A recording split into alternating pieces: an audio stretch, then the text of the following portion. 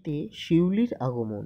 শীত মানেই শিউলি ও খেজুর গাছের মধ্যে যেন এক নিবিড় বন্ধন। তবে এ বন্ধন কখনোই বন্ধুত্বের নয়, তাকে আঁকড়ে ধরা হয় ক্ষত বিক্ষত করতে।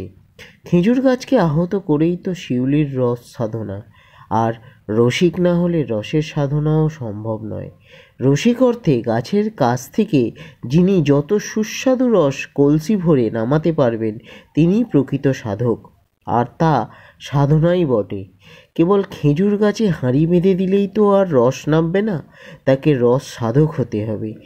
ভোরে রস নামানোর পর তা শালে এনে ঘরের জ্বালনিতে ফুটিয়ে ফুটিয়ে গুড় বানানো।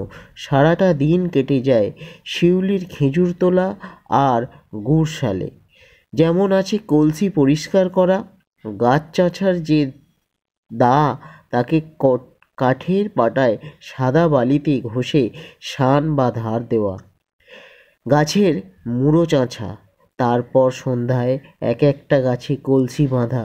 সারা রাতের টপ টপ টপ করে পড়া রসে ভরে উঠবে কলসি, আর তা করতে পারেন একমাত্র দক্ষ শিউলি। প্রতি বছরের মতো এবছরও আসতে শুরু করেছে শিউলি। অনেকেই প্রায় চেনা মুখ, অর্থাৎ বেশ কয়েক বছর ধরে তার একই জায়গায় আনাগোনা, পরিচিতি হয়ে ওঠেন তারা। বেশিরভাগ শিউলিই আসেন ভিন জেলা থেকে। চেনা জায়গায় শাল বানান। শত শত খেজুর গাছ মালিকের কাছ থেকে জমা নিতে হয় শালের জন্য জায়গাও।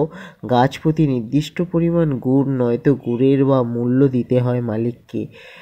মাসে 2-3 সেই পুরো পরিবার নিয়েই হাজির হন। ফলে ছেলে মেয়ে স্ত্রী পুরো পরিবারের শালের গুড় তৈরিতে ব্যস্ত হয়ে ওঠেন। এদিকে জ্বলন্ত উনান, অন্যদিকে খেজুর পাতার ঘর।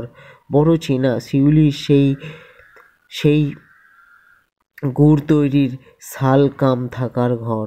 সেদিন দেখলাম এক শিউলিকে খেজুর গাছের মুড়ো দেওয়া আগের গাছের গোড়ার ঝোপ জঙ্গল পরিষ্কার করে গাছে ওঠার আগে গাছের গোড়ায় নমস্কার করছেন।